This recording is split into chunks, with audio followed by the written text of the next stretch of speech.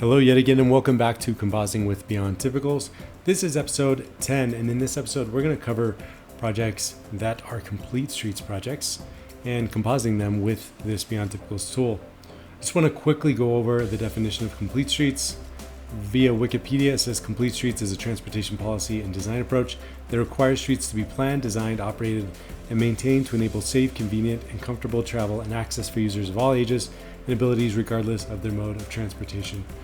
And obviously a lot of the United States infrastructure has been built for vehicles, especially over the last 70 years, but there has been a move to make roads more accessible via other forms of travel, whether it be walking, biking, rail, bus, and so on. A lot of words like safety and transit and mobility, these are thrown around to kind of emphasize what this complete streets movement is all about. And so these projects, for the most part, take something that was designed more for vehicles and then gives it more of a transit focus by offering better access to the other forms of transportation. So in this first example, we have this project nearby where I live, and you can see here right now we just have vehicles going in either lane. We do have some bike access and we do have some parking, but not much more than that. And you can see here I have this flower right front blocking some of the project, and that was by design. And I covered this more in the foreground video number 8, but you can see how and why foregrounds are important as part of these photo composites. And so let's move this back and let's see our project. And you can see here we maintained the parking, we added some painted bike lanes, and then we're added this protected bus lane here in the middle. So not too drastic of a design, but trying to modernize it in some way and give some more protection for what's going on here. And one thing you'll notice too, if I switch back and forth between this, is you can see these lanes are tilted. This car right here behind the flowers, it's tilted a little bit. And then when you go to front, then these lanes are all flat. And that's not going to make that much of a difference. Few people will notice that. But as part of version 3 of Beyond Typicals, you are able to do sloped lanes. I'm not going to do it as part of this, but just so you know, if you go to the sections and then you scroll down, we now have folders, and you go to slope lanes, and this is still in beta, but you can drop those in, and the traffic and everything is tilted as well. So you might want to use that if you're trying to composite against a section that does have some tilted sections, and most roads do. Another thing I want to point out here too is you can see this shadow of this car down here.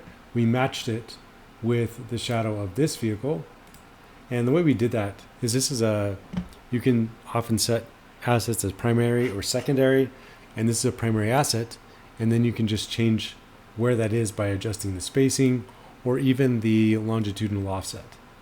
And so you do that, and then we can match up the shadows. And whenever you can match up the shadows, it's really going to help blend the picture in. Also our labels, using white for more contrast against the blue sky and the dark trees. And then we have the green for the bike lanes and some red text for the bus lane. And this is how the final render turned out.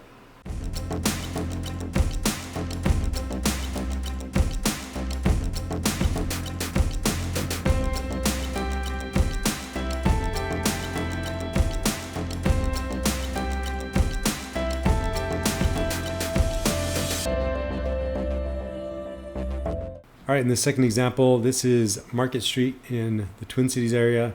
And you can see here, if we go to our photo and bring it to the front, this is what the existing road looks like.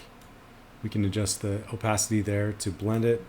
And so we're going ahead and we're making this more of a complete street where it's safe and accessible for joggers, for pedestrians, for scooters, for even slow-moving traffic.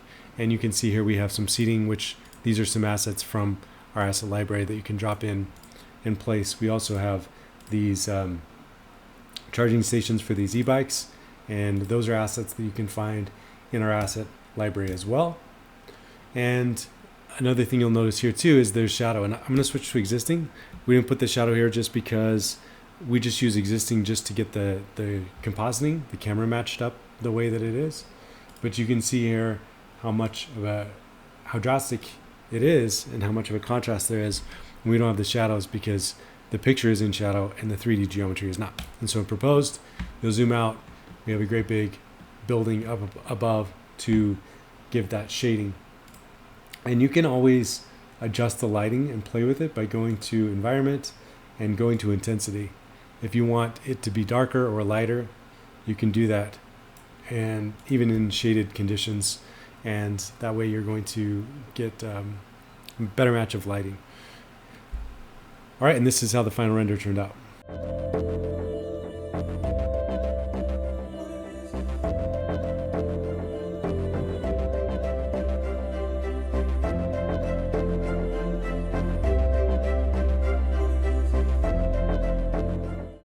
All right, in this third example, you can see here we've kind of used an aesthetic choice of having this cutoff section down below as part of this photo composite. It's kind of a blend of the look of Beyond Typicals with the look of compositing, which is kind of nice depending on what you're trying to go for. Also note that you'll see some pedestrians in these parked cars. That's a known issue on this early version of version 3 of Beyond Typicals, and it won't be there when you're looking at it. So we have 2 lanes in each direction. Again, this is a road built for vehicles, and what are some options we can look for to make it more friendly towards transit, safety, mobility, all these words that we've been talking about.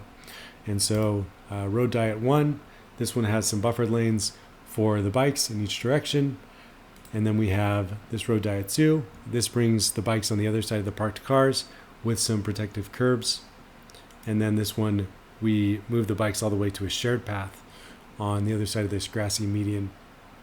And so we're communicating all 3 of these alternatives in addition to existing, all with this photo composite within one BTIP file within Beyond Typicals. And this is how the final render turned out.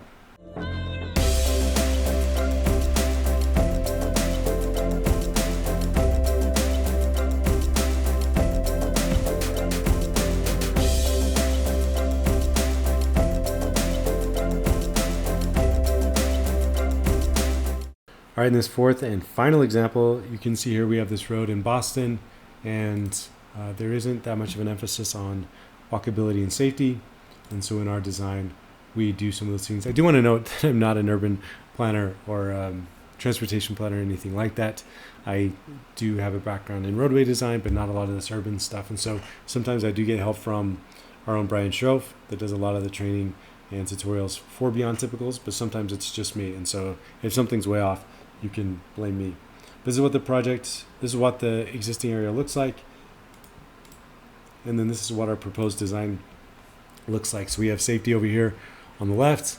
We have this gentleman here sitting on the bike. And this is just static. And you can do that, or you can do, we could do some animated bike lanes. And he's attached to this lane right here.